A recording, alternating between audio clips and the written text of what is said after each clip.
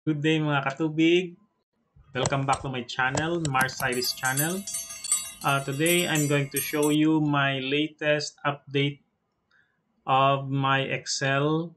I've done this almost a month after my previous post sa YouTube ko, yung Excel ko, pero hindi ko yun na finalize pa. So ngayon ko lang na siya na finalize. So ipapakita ko sa inyo yung final na Excel na ginagamit na namin ngayon. Start na namin ngayon. Sa una kasi na feature ko, maraming codes na hindi siya parang nagtutugma sa pangalan ng customer. So ngayon, uh, in-finalize ko yon, ni-remove ko yung mga ibang error doon kasi nag-error siya. So, siguro mga almost 1 month din bago ko siya na parang na-perfect ko siya. So, yung Excel na to, this is a BBA project. This is a macro-enabled Excel. Dito sa Excel nito, ito rin pa rin yung dati namin pero parang in-update ko lang siya. So, kung makikita nyo dito, may RD billing siya para sa mga refill and delivery na nagbayad ka agad. May charge din siya na worksheet. This is worksheet. May anim siya na worksheet. Okay? So, may charge bill din siya. Ito sa mga parang lahat ng charge ng mga customers na hindi muna nagbayad, nag-order siya, nagpa-refill siya, pero hindi muna siya nagbayad. Either babayaran nila sa katapusan ng buwan or kung kailan sila may pera, ganun. Ang sa pondo naman, ito yung mga pina-refill nila sa umaga at saka sabi nila babalikan nila pagkahapon or sometimes yung iba hindi naman nakabalik. So, mostly sa the next day na nila binabalikan. Okay, ito yung balance container. Ito yung dinagdag ko. Okay, mamaya kita ko yan sa inyo. Ito yung stock naman. Ito yung dati ko pa na makikita nyo lahat dito ng initial at ni-return. Pero mamaya pakita ko rin siya. Database, ito yung pinaka-database ko. Ito yung dinagdag ko po sa dati kong Excel na feature nung last month. Kasi without this database, nahirapan po yung Excel na magbasa ng code. So para po mas madali sa kanya, ginawa ko siya ng parang database. Dito po nire-refer lahat yung mga codes. Okay.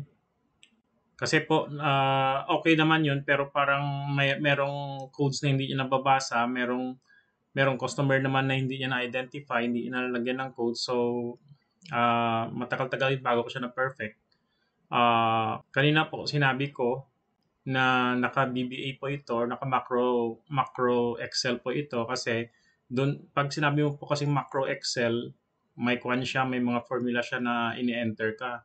So, may formula ako na ginawa sa macro Excel na to na nagre-refer po dito sa database sa lahat dito po ng worksheet ko.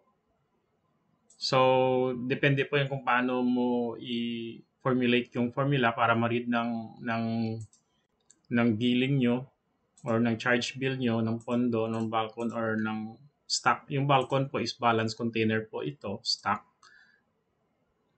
Stock ito yung kabuuan ng mga inissued nyo. Okay?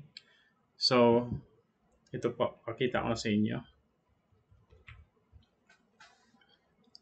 So, dito muna tayo sa RD billing, sa may database pala. Okay, paano ko to ginawa? Okay, kung napapansin niyo po, naka-highlight na black siya. Ibig sabihin, ayaw kong galawin dito kasi may mga formula na to dito. Ito yung example ko lang po. Ginawa ko na example, pero yung database kasi dapat enter mo dito yung mga pangalan ng lahat ng customers. Then, yung code po, ikaw na rin bahala mag-generate pero may formula na rin ako dito para siya na rin yung mag-generate. Okay? Kung napapansin nyo po, may customers count din dito. So, ang customers count dito, nagkaka-respond kung ilan yung customer nyo na kabuang customer nyo na nilagay dito. Nagka-count siya automatic. Okay, like for example, lagyan ko dito ng customer, ng dagdag ng isang customer. makikita nyo po dito nag-change ng 11. Kung dadagdagan ko pa po yan ng isang customer, mag-12 po siya hanggang kung ilan yung gusto mong idagdag na customer, mag-account po din siya. Okay? So, wag na muna yan kasi sample lang muna example natin. This is for demo purposes only. So, sample lang muna yung feature ko sa inyo. So, dito, ito na yung mga reference codes niya. Ito yung reference names ng customer. Like, ginawa ko lang ako si customer 1 para ma-identify lang natin ng mga customer. Ayaw ko namang ilagay yung matutong pangalan dito ng mga customer. So, ito na lang muna for demo purposes. So, ito yung pinaka-database ko. Lahat ng customer, enter mo dito. Sa lagyan ng code, reference code via formula din siya. Okay. So, dito sa RD billing, like for example, ngayon is May 10. May 10. Okay. May 10. May format na pala to mga 10. Lagay ko 10/05/2021. Pag enter ko niyan, automatic po siya na mag-change into May 10. Okay, dito kung napapansin nyo po, ang codes dito, sinabi ko dito do not write below kasi mag-automatic generate po yung mga codes dyan mamaya based dun sa database ko. Okay. Ito, walang code siya kasi date siya eh. So, hindi siya nag-produce ng code. Okay. Halimbawa, lagay na natin si customer 1. Si Akuzi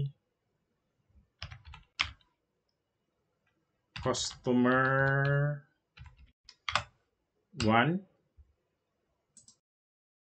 Kung nakita nyo po, pag hit ko ng enter, nag-change siya. Nag-change ng code automatic. Okay.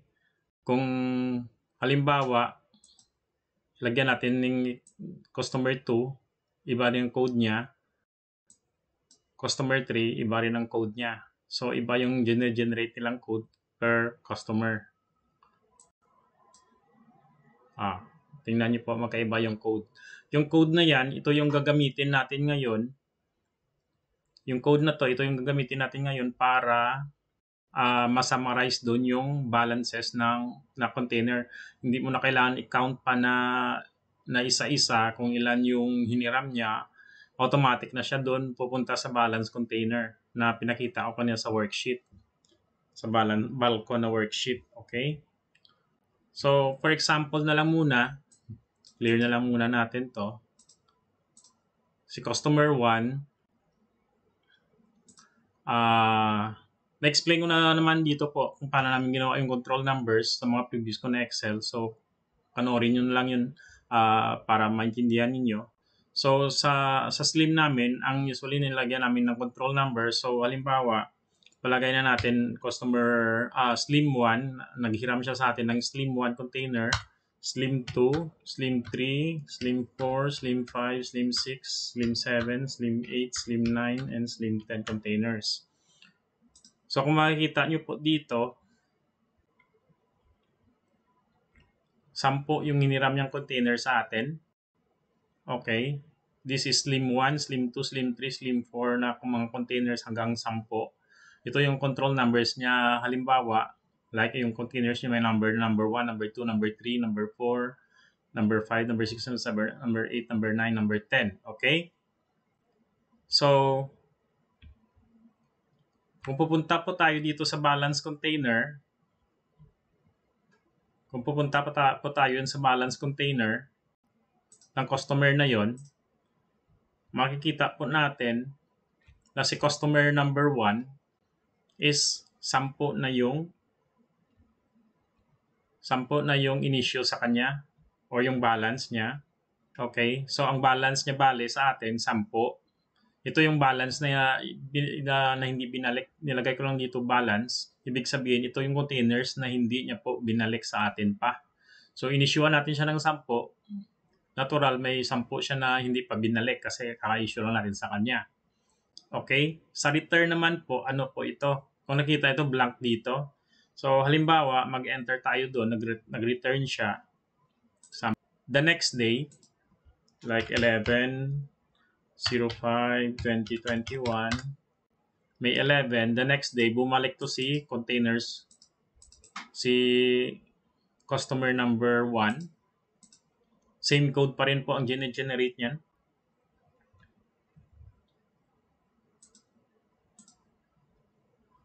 Same code pa rin po ang generate. Save natin. Same code po pa rin yung generate niyan.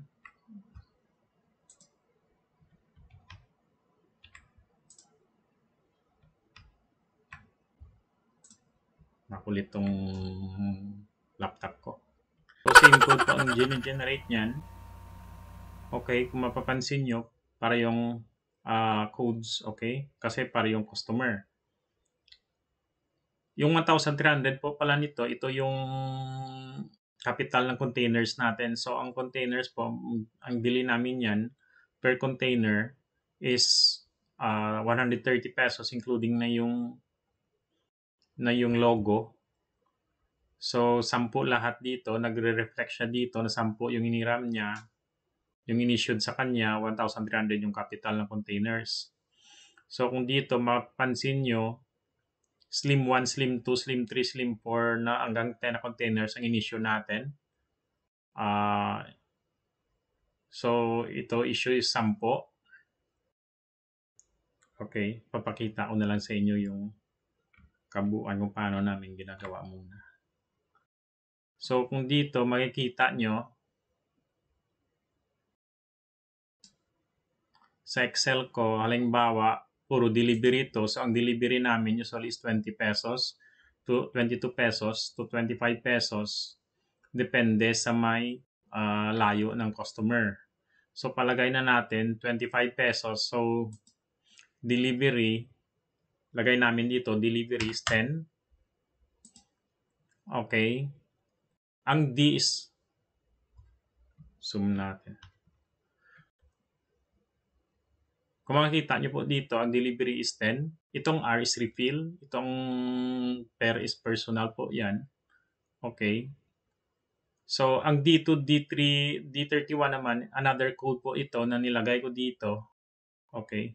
Another po code yan. So, kung ilalagay po natin dito ang date na May 10, so D10, ibig sabihin po niyan, day 10 of May. Okay?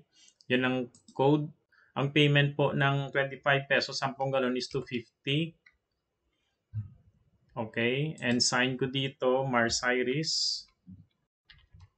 Kung makikita po nyo dito, nag-automatic compute na po dito siya. Oh. Nag-automatic po compute dito. This is actual daily income. Kung makikita nyo po dyan, nag-automatic compute na siya dito. Ang presyo. Okay. May computation pa po yan ng kupit. Pag nag-appear po dito yung value, ibig sabihin may kupit nangyayari. Kupit na nangyayari. Yung estimated income po, ito po yung dapat na yung estimated income based po sa gallon meter na nilalabas ng water station namin kasi may gallon meter po siya na kami naka-install. Kaya po I suggest magpa-install din po kayo ng gallon meter. Okay? At saka ito based din sa may comparing based sa may seal na ginamit. Kung slim container siya, so may big seal siya, may back seal siya sa itaas na maliit, at saka may faucet seal. So kung makikita nyo dito, hindi pa siya nag-a-appear kasi may another code po kaming ginagamit dito na nagko-compute automatic. Okay? So, hindi ko muna yan i-feature lang kasi iba yan. Dito na lang muna tayo mag-focus sa balance container kasi kung i-feature ko lahat, hindi ko siya matatapos. Okay? So, ito na lang muna. So, makikita nyo dito, nag-appear to 50 pesos yung benta that day. Hindi ko po yun nilagay. Nag-automatic computation lang po siya. Okay.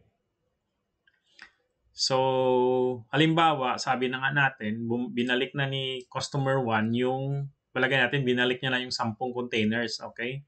So, kopyahin ko na lang to. The next day, binalik niya.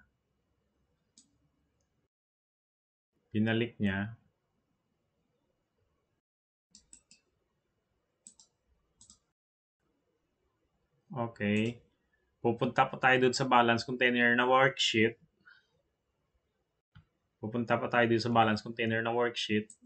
Titingnan po natin ngayon kung tumutugma siya. Okay.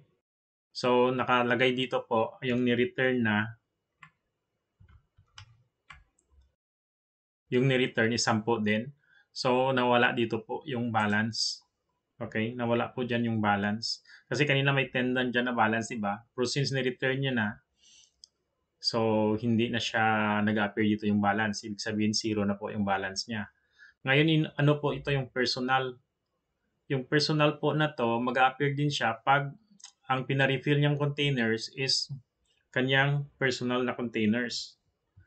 So, punta ulit tayo dun sa RD billing or RD inventory.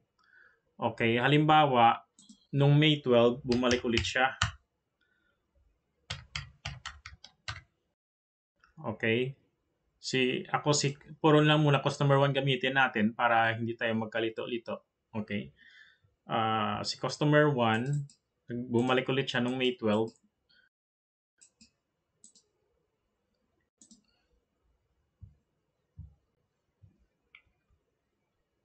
Pansin nyo dito, bumalik ulit siya ng May 12. Okay. So, nagpa-refill ulit siya. Pero this time, ang pina-refill niya is personal niyang container. Sa personal po, kung round siya, ang code namin is PR. Ibig sabihin, personal round. Kung slim siya, personal slim. So, halimbawa, palagay na natin, nagpa-refill siya ng 5 personal round. Pa-refill siya ng 5 personal round. Okay. At saka 5 personal slim din. So, pangalanan ko na lang personal round 1 to 3 to 5 and personal round 1, personal slim 1 to 5. Okay? So, kung makikita nyo dito, 10 yung inisyo ninyo, pero personal nyo to.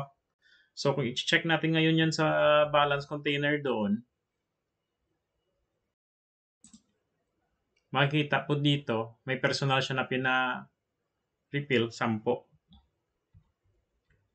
Personal po to. Pero sa total issue niya, makikita mo pa rin yung total na inisyo mo sa customer na ito, sa particular customer ito. Kay customer number 1 vale, yung total mo na inisyo is 20. So, magdadagdag lang po yan na magdadagdag hanggang pabalik-balik siya sa station ninyo. So, ang total issue, ibig sabihin dito, lahat ng inisyo sa kanya, ma-personal man siya,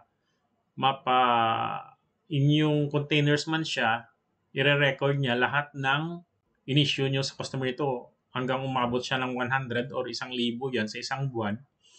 Mag-a-appear yan dyan yung total issue nyo at saka yung total return niya, nakabuuan din for the whole month, and ganun din ang personal niya. Pati yung balance niya po for the whole month. Kasi yung Excel na to, good for the whole month to, na ginawa ko.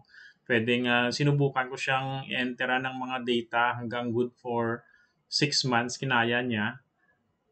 For 1 year, kinaya niya rin, pero medyo bumagal siya ng konti kasi marami ng data talaga siya. So, pero kaya. Okay? So, ayan po. Makikita nyo dito, wala siyang balance sa atin kasi 20 yung total initial sa kanya, pero ni-return niya na yung 10, which is ang 10 doon is containers ninyo, pero ang 10 naman doon is containers niya, personal na containers niya. Okay. So, maliwanag na yan siguro. Dito pala sa itaas, may summary din ako dyan. Dito. Pero ang sa summary kasi dito, mahirap dito kasi Unang-una, hindi mo alam kung sinong mga customer na. Although ito ang general summary niya, makikita mo ito parang general summary siya. Okay? Makikita mo dito, ang slim na inisyu natin, slim na sa atin, ito ibig sabihin, 10. Yung slim na ni-return na sa atin is 10. Ang slim din na inisured na sa atin, 10. Yung personal na slim na round na slim, ang personal slim niya pala is 5 ang in-issue natin, kaka-issue lang natin, di ba? Yung personal na round na in-issue natin is 5 din. So, i-total mo to 10. Pero ang problem dito is, hindi mo malalaman kung sinong customer. Parang general to. So, for the whole month po, magre-reflect dito kung ilang slim yung ni-return na sa inyo, kung ilang slim nyo na in-issued, kung silang slim na personal na in-issue din ninyo. Ganun po dito rin sa return na round na containers ninyo, na round na in-issue ninyo, at pati yung personal na round na in-issue nyo po, mag-appear din dito lahat ng data. So kung sa isang buwan, umabot kayo ng 1,000 containers dyan, magre-reflect po yan dito lahat. Yung 1,000 na yon sa isang buwan. Okay? Ito total missing na to, may computation din po yan, mag-appear siya. So, kung manonotice nyo po, total number of customers today is bakit ganito? 3 po siya, 'di ba? Si customer 1, 3 beses siya bumalik. Total number of customer, kaya magre-reflect po siya dito kung ilang customer. Naka-today po ito kasi yung Excel na to good for 1 month na Excel. So actually, yung date sana na yon, for featuring lang natin, pinakita ko lang sa inyo. Pero sa totoo naman is, sa isang date siguro na yon, siguro maka 20 customer kayo hanggang 50 customers kayo kung malakas yung station ninyo. So mag-appear dito yung total number of customers ninyo. Ito naman sa sale inventories, ito din yung isang basihan namin. Iwas kupit din siya. Slim seal, big and small, mag-appear po dito kung ilan yung slim na ginamit ninyo, na seal na ginamit nyo sa slim. Ganon din sa round nyo. Kung makikita nyo, 5 pa lang yung issue nating round, so 5 seal dito ang nagamit sa round. Sa faucet seal, 15 kasi 15 na slim in-issued natin. Okay? Kung titingnan nyo po dito, 10 slim na sa inyo, 5 slim na sa kanya, so 15 lahat na ginamit na seal. Okay? Maliwanag po, di ba? Ito okay din to, pero general kasi siya, so hindi mo malalaman kung sinong mga customer. Kaya po ito yung purpose ko ng balance container. Ito po yung purpose ko ng balance container para ma-summarize po yung si customer na ito, si specific customer na to, kung ilan yung containers na balance niya na, yung kinuha niya, ng in-issued niya, ng pina-refill niya ng personal niya, ng containers na ni-return niya, at customer na balance pa sa kanya. Kahit mag 1,000 pa yung kinuha niya, magre-reflect po dito lahat yon, plus ng balance niya pa sa 1,000 na yon, kung ilan pa yung natira doon sa kanya. Like kahit hindi niya yun isolate ng isang buwan, makita nyo pa rin dito, may balance pa pala ito si customer 1 sa atin na containers na hindi niya binalik. So, pwede nyo po yung kolektahin. Okay? Kasi kung tama po ang formulation nyo dito, hindi po magsisinungaling yung Excel sa inyo. Yan yung kagandahan ng Excel po. So, kung makikita nyo dito, nakalagay dito, total Mars Series container na sa customer pa for follow-up. So, wala. Since now, ubos niya balik, di ba? Ubos niya return. Total number of series customers, 10 lahat ang customers ninyo. Grand total of series containers issued, magre-reflect po dito for the whole month kung ilan. Grand total of series containers of Mars Series containers already returned. So magre-reflect din po dito yan. Okay. hanggang personal niya magre-reflect po dito. Bali, ito yung pinaka-summary niya. Wala po itong pinagkaiba dito sa may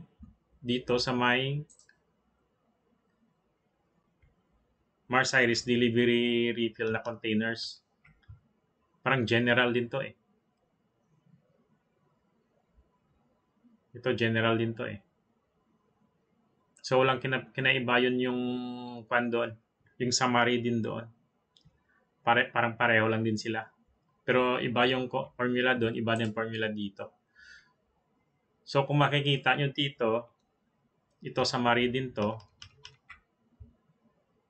Makulit tong laptop ko Kung makikita nyo dito, yung grand total kanina issued, summary din ulit to. So 20. Yung total income this month, magre-reflect po dito, 250. Okay? 250. So, magre-reflect po yun dyan lahat. Palagay natin puro nung May 12 bumalik din si hanggang si customer number 10. 10 sila. 10 customer nyo. Palagay natin 10 yung customer ninyo. To make this story short, gawin na natin like 10 yung customer nyo na bumalik. Okay. Nagpa-refill sa inyo. So, kung makikita nyo dito, yung codes automatic nag-generate po siya.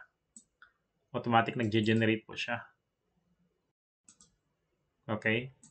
Kung delete ko yan, so, nawawala din siya. Pero kung lagyan ko siya ng customer din, hanggang customer number 10, 10, automatic po siya nag-generate ng code din siya. Okay? So, ang code na to, magre-reflect yan doon sa balance container natin. Dito. Pero since wala pa tayong in-issue, so mag-appear dito, wala pa. Si customer 2, 3, 4, 5 to 10, wala pa. Okay, palagay natin, in-issue natin silang lahat. Same number of containers na lang.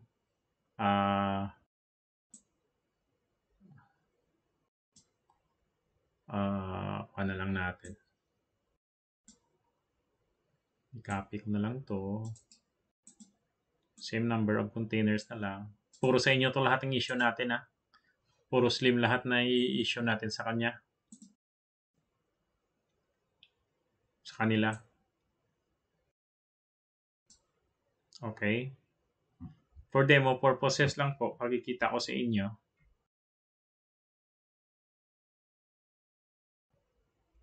So, pare-pareho na lang containers na control number ilagay ko dito. Pero dapat nito, kasi nakuha ko mag-type na. Nahirapan ako mag-type. Ang tama din, no? Hirapan ako mag-type. So, ginawa ko na lang pareho. Kasi dapat hindi magkapare-pareho ito. Kasi imposible naman na ito lahat ang control numbers ng containers mo, no? Pwede natin ilagay 11, 12, or 11. Ito, sige, lagay na natin. Para matapos na. 11 to 11, no? Fill series, okay. Ito, 21, para lang maka natin. Para lang sabihin ninyo, baka mamaya, yun lang ma-identify niya na kwan.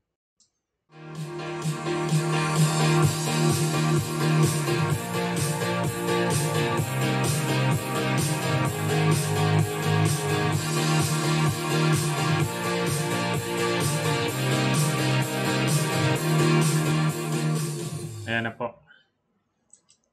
Nawala na yung katamaran ko po. Nawala ng katamaran ko. Ito na. So, iba-ibang control numbers to para hindi magkapare-pareho.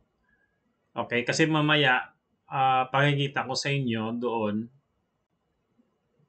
kung bakit kailangan mag-unique numbers dito. Kasi kung mag-number po naman kayo ng containers ninyo, hindi naman kayo mag-number ng may kapareho, di ba? Okay? Hindi po kayo mag-number ng kapareho. hindi pa na po natin pala nalagay dito yung round, no? Halimbawa, si last nito, gawin na lang natin round containers to. Round containers to.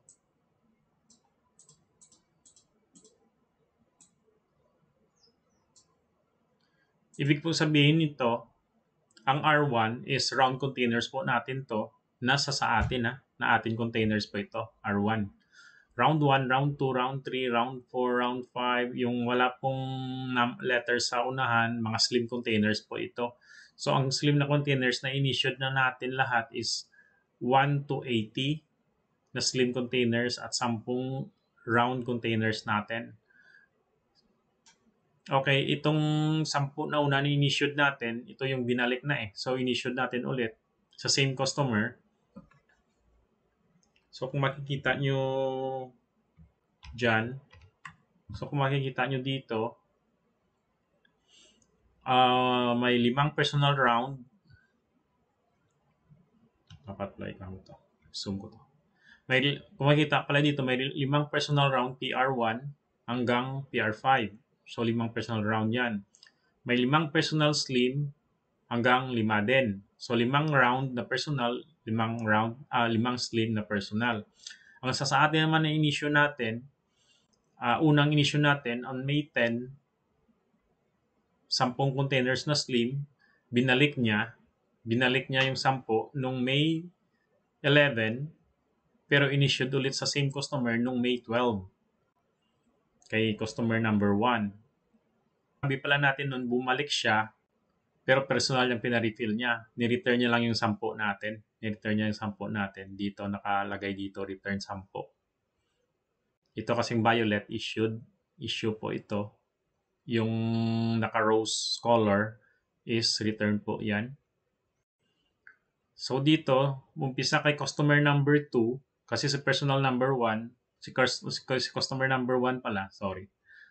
Si personal number 1. Nagkalito-lito na. Ay, nako. Diyos ko, Lord. Ito kasi si customer number 1. Ito kasi si customer number 1 eh. Nakakalito. So, nung ni-return niya yung containers natin ng 10, nagbitbit siya ng containers na personal. So, 10 yung containers na personal pina-refill. Ito si customer number 2 naman. Si customer number 2, yung in-issue natin kay customer number 1, so pinahiram muna natin sa kanya after natin nilinis, in pre-washing, in final washing. Okay, in-issue natin kay customer number 2. So, kung isipin nyo po dito, 80 na containers na sa inyo na slim ang in-issued ninyo at saka 10 round ninyo. Okay? So, kung makikita nyo dito, yung number of customers na ninyo is 12 that day. Okay? Kasi po, sinabi ko pong that day dito kasi dapat ang May 10 na to, isang data lang po dito mag-enter May 10. That May 10, malagay mo mga 20 or 50 na kung maglakas kayo, 50 na customers yung pumunta. So, magre-reflect po yan dito, yung number of customers nyo that day. So, nilagay ko dito today because this Excel is formulated per day, pero pwede po itong i-extend hanggang kabuang month. Okay? So, pwede nyo ring sabihin dito na number of customers this month. Okay? So, 12 lahat. Kung makikita nyo po, yung slim seal na ginamit natin na big and small na sa itaas ng slim containers, including personal na po dito is 95. Yung faucet seal is also 95. Yun, kung pinapalitan nyo yung container ang seal ng containers nyo daily, regardless man, malinis pa or hindi. Basta palitan at linisin lang. Kasi minsan doon, sa seal minsan po, doon yung dumi, lalo na kung binalik ng customers nyo matagal na, minsan may dumi na yan doon sa may seal na nakabalot sa loob ng seal. So, baka may mga alikabok or yung magkakos minsan ng sakit ng tiyan or since pandemic tayo ngayon, mag-ingat-ingat po tayo, baka po na binabahaya na doon ng virus. So, kailangan pong palitan palagi yung seal daily. to prevent din yun for health and safety din siya. Okay, ng customers. For quality purposes din siya. Yung round seal nyo po is 15. So, nagre-reflect po yan. Kung ito total nyo po ito lahat, ito po yung makikita nyo lahat dito na seal na ginamit sa dito mga containers na to. So, ang missing, wala pa siyang missing, so hindi siya nagko-compute. So, kung makikita nyo dito, yung slim na ni-return, 10 pa lang. Yung Mars Iris na slim na in-issued is 90. Yung Mars Iris na round na in-issue is 10. Yung personal round na in-issue sa 5. Yung personal slim na in-issue yung kay customer 1 to dati is 5 rin. So, magre-reflect po lahat dito. Yung ang in-enter ko lang dito is ito. Okay? Okay, lagyan natin ng presyo. Ito sa issued, magre-reflect din dito. May formula din po to kaya automatic din po siya nagko-compute. Di po ba?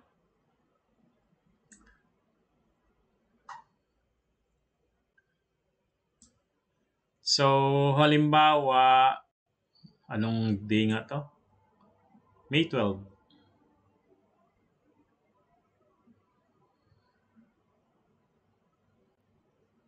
May 12. So, papakita ko sa inyo.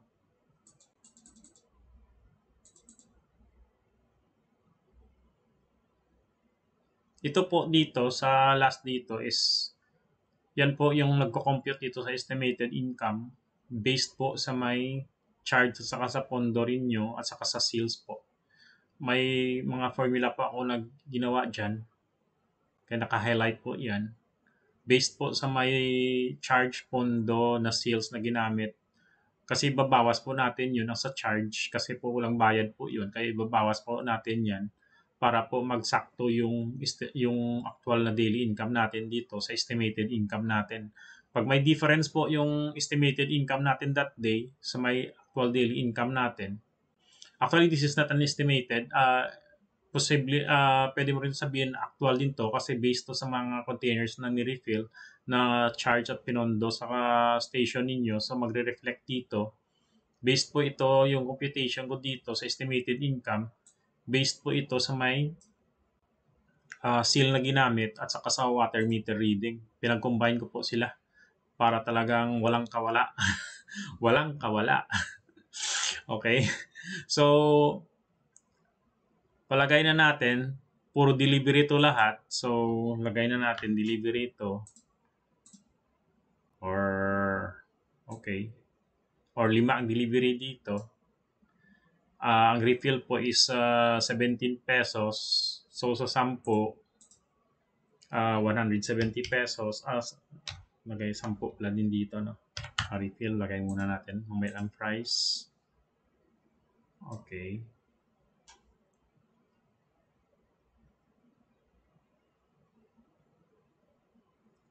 Dito pa pala sa delivery na to.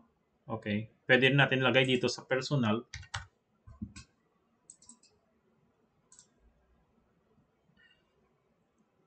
Okay, kasi personal po pala to. Personal po pala to. Okay, personal. So, pwede natin ilagay dyan.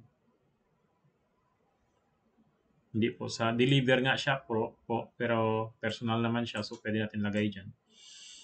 So, 10 na pina-refill. So, ang price nito is 170. Dito muna pala tayo. So, ang price nito is ito codes pala po to, no? Codes. So, anong day na to? May 12. So, 12, D12 na siya.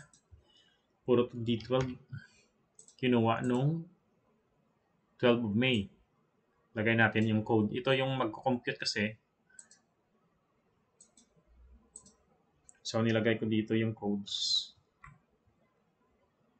Ito yung magko-compute po kasi dito. Magko-compute po dito ng automatic via codes din siya. Naka-formulated din po yan sa macros ko. So, wala po yung formula dito. Hindi po yun yung makita kasi naka-macro po to. So, kung makikita nyo dito, 10 pinadeliver. So, ang price nito is 250. Ito personal to pero diniliver sa kanya eh. 250. So, 250 pesos. Okay, 250 pesos. Ito naman, 10 na pina-refill. So, ang price nito is 17 pesos. So, 17. So, 170 siya kung 10. So, ito. Makikita nyo po dito, automatic siya nagre-reflect. Oh. Ulitin ko ha, para makita ninyo. Delete ko halimbawa. Nung D12 to. Na. Kung tingnan nyo, nag-change po dito, oh, automatic. Wala akong pinindot yan po. So, kung presyo is 250, automatic na change siya. Ito, kung i-remove natin to, nag-change ng price dito. Okay? So, ang presyo ng refill natin is 170. Nag-change siya dito po. Da-drag natin yan to 112. So, sa nung May 12, yung kabuang income natin is 2,100. Ganun po dito sa May 12, May 10, kabuuan presyo nyo sa halimbawa 250. So, depende po sa code dito. Halimbawa, yung code na in-enter ko dito is kung ang 170 binayad to nung 13 of May. So, ang code ko nalagay dito is D13. Kung makikita nyo po dito, pag-click ko nyan, pag-enter ko nyan or pag-click ko nyan, automatic nag-170 sa May 13 siya. Di po ba? So, ganyan po. Example lang po yan ha. So, ang pinaka-purpose ng Excel po natin is makikita natin kung ilan yung balance ng customer. So, pupunta ulit ako sa balance. Balance container. Okay. So, tingnan natin doon yung summary ng data. So, ito ang summary ng data natin. Mula kay customer number 2 na in-issue natin hanggang kay customer number 10, may in-issue tayong 10. So, magre-reflect dito yung 10 na in-issue natin. So, magre-reflect din dito yung mga balances nila. Mga balances nila. Wala pa silang ni-return. So, ibig sabihin po, hindi magre-reflect dito yung return. Kasi wala pa silang ni-return. So, lahat ng containers natin nasa sa kanila. So, 90 containers natin nasa sa kanila. So, halimbawa, palagay na lang natin, nung May 13,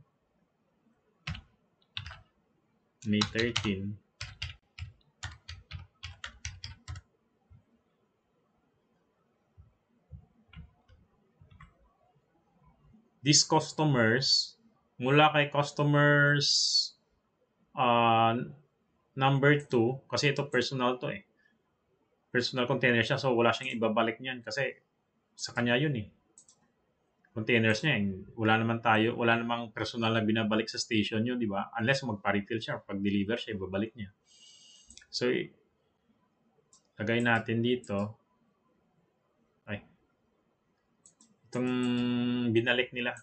Nung May 13, binalik nila yung mga containers nila. Palagay na natin, okay. Generate siya ng code na automatic hanggang kay customer number 10. Okay, hanggang kay customer number 10. Binalik nila yung containers nila. Palagay na lang natin ito. Kopyahin na lang natin to. Lahat ng containers ninyo na inisyo nyo binalik sa inyo or pinakuha nyo sa driver ninyo. Paste na lang natin doon dito. So, okay.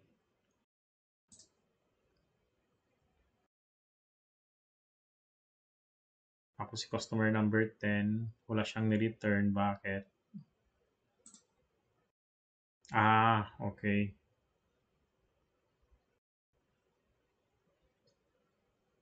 Mali yung pagkakopya ko pala. Ito dapat pala to. Umpisa pala dito. Copy. Ito kay customer number 2 hanggang kay customer 10. Mali, hindi ko na-copy. Okay. Ito. Punta tayo sa balance container. Kung makikita nyo, wala nang balances sila dito kasi binalik na nila lahat. Okay, since wala din naman tayong personal na issue, so walang may personal dito na sa kanila. Okay, wala. Puro lahat return lang at saka issued. Magre-reflect po ito hanggang end of the month kung gusto ninyo. Continue yung format na to. Dito po, sa stock pala, papakita ko sa inyo ano naman ang purpose ng stock na to. Ang purpose no ng stock na to,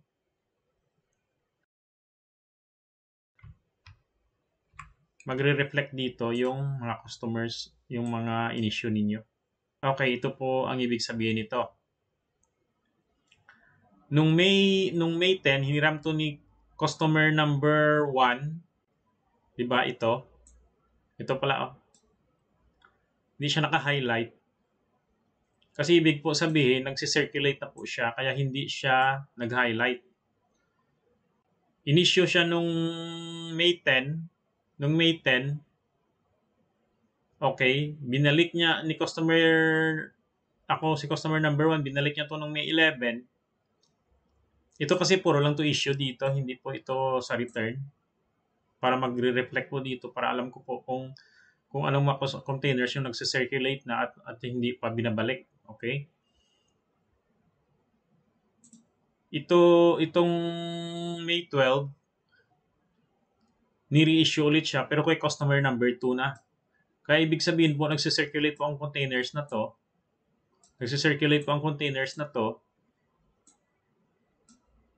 Kaya po hindi siya nag-highlight. Itong 11, 12, 13, although binalik siya, pero hindi pa ito na-reissued ulit, kaya nag-highlight siya. Ibig sabihin, nasa station siya, kaya hahanapin ko po to kung ano nangyari dito.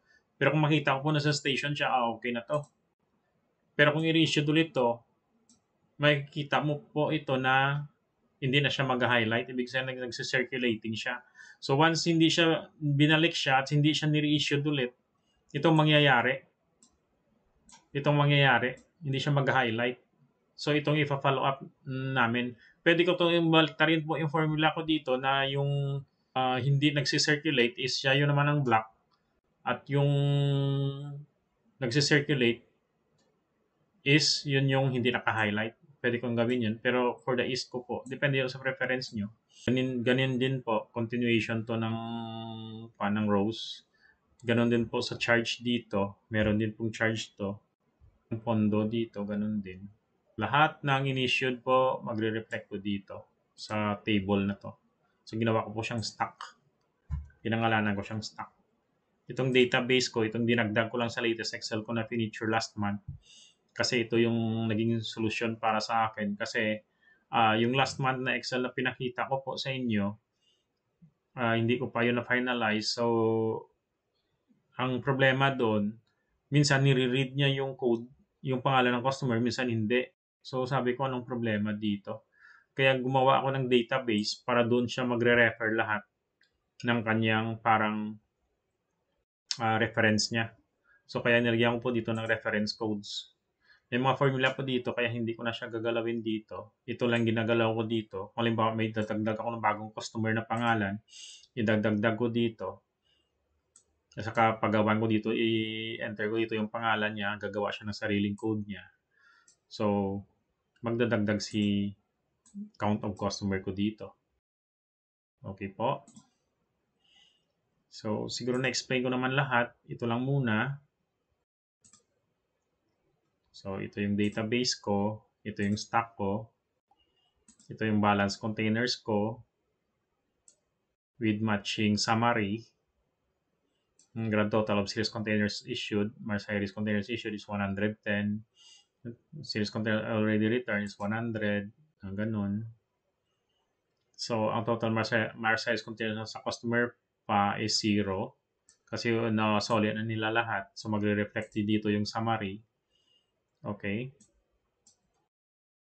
Yung pondo, ito yung sinasabi ko dati na pondo yung kinuha ng customers na pinondo muna or binayaran niya na to, iba hindi pa nagbayad. So dito namin nilalagay muna sa pondo. Pag kinuha niya, saka na namin lagyan ng mga data dito. Itong charge bill, ito rin sa mga charge na customer. Parang principles po nito ng charge and pondo po is pareho lang po sa may dito sa RD billing. Pareho lang po. Kaso lang kinaiba lang nila nito. I-zoom ko siya. Ang kinaiba lang po nila dito ng RD billing sa charge at sa pondo is yung way of pagpa-refill ng customers or way of order niya po. Yung charge bill, sabi ko nga, kumuha siya sa inyo pero hindi niya binayaran. Yung pondo is kumuha rin siya sa inyo, nagpa-refill siya sa inyo pero babalikan niya lang or sabihin niya, babalikan niya sa hapon or minsan hindi nakabalik sa hapon so the next day niya pa binalikan. So yan po ang purpose ng pondo. Yung charge bill po, ito yung minsan monthly nagbabayad. Minsan nga, sobra ng month, di pa nagbabayad. Eh, syempre, pandemic ngayon po. Walang mga pera yung tao ngayon. Kaya, minsan pagpasensya na lang muna natin. Yung RD billing, ito yung bayad na po dito. Hindi namin minimix po yung RD billing sa mga bayad. Okay? Para hindi magkagulo-gulo. So, ayan. RD billing, charge bill, pondo, balance container, stock, and my database. Ito yung bago na dinagdag ko database. Kasi dyan niya i-refer lahat ng mga codes ng customers, name codes ng mga customers. Ito rin po yung purpose ng codes na to. Parang name code din to. Ito naman, ang purpose nito is para lang to sa presyuhan dito. Ilan na tong income natin. Magsa-summary po siya dito. Ilan income natin. So, 2,350 which is nagtatalin. Ay, ito pala. Hindi ko napakita sa inyo. Ito. Hindi ko pa pala napapakita sa inyo to. Para wala akong tinatago sa inyo. Okay. Okay, dito daily sales inventory namin na usage namin. So kung ilan magre-reflect doon sa itaas, ilan magre-reflect dito sa itaas. Dito nililista namin 'yan. Like for this is for monthly. So kung ilan nagre-reflect sa itaas, ililista namin 'yan. Yung today sale na ginamit, saka previous sale na gagamit para makakompute niya automatic. Ganun din sa round. Sa issued containers, based on sales used, mag-automatic to computation. Lahat po makikita nyo na may parang line, naka-accounting po yan. So, mag-automatic computation po yan, pati na dito po. Ito ang computed in water meter na used. Ang initial reading niya, ang final reading niya, lalagay mo dito, may discrepancy po. Ang kwan dito po is kung paiba-iba yung containers na kung kaya nilagyan ko ng less than 5 pero ang computation ko po dito is masyadong maliit yung difference. So magre-reflect talaga siya dito. Okay? Saka may counter pa dati kami ginagamit pero hindi ko na to kasi matrabaho din to. Magma-manual count siya. Maliban sa manual count ng sales namin. So hindi ko na to tinuloy. Dito na lang ako nag-base sa water meter reading at saka sa sales. Mas accurate po kasi ito eh. Yung employee minsan sa counter nagkakamali pa siya ng pindot. Ganon din sa pagbilang ng sales. So, ito kasi kung ilan ang ni-refill, magre-reflect dyan. So, dito, magre-reflect din niya lahat dito yung mga sa charge and pondo, saka pati yung estimated income based sa sales na gamit at saka sa gallon meter na pinalabas, magko-compute dito automatic. So, Dito magre-reflect kung ilan yung difference kaya nilagyan ko kupit. Kupit. Pag may kupit dyan na naka-appear, imbestigahan ko yan that day. Imbestigahan ko yan that day kung ano nangyari. So far naman, mababait yung mga employee ko. Ilan lang din naman sila. Mabait naman sila. So, at saka may concern sila sa water station. So, I owe it to them. Minsan binibigyan ko sila ng incentives. So, hanggang dito na lang po. And if you like my channel, please consider subscribing in my channel, Mars Cyrus channel. I'm aiming po na maka-reach ng 1,000 subscribers. Malapit na po. Kakaumpisa ko lang po kasi. So, I'm aiming to reach a 1,000 subscribers. And bakit po? Kasi po, ang requirements sa YouTube para ma-monetize ka is kailangan ma-reach yung 1,000 subscribers. Yan lang po yun. And para po ma-share ko rin sa inyo yung experiences ko po sa water station and sa mga iba ko pang i-feature dito. Pag makauwi po ako, papakita ko sa inyo yung actual na pag-operate namin ng water station at saka yung mga ibang do's and don'ts na na-experience namin. Baka i-feature ko dito. So, kung hindi talaga to mag-succeed yung YouTube ko na to, baka i-delete ko na lang to. Joke. So far, dito na lang po. And God bless po sa lahat. Good day. Bye!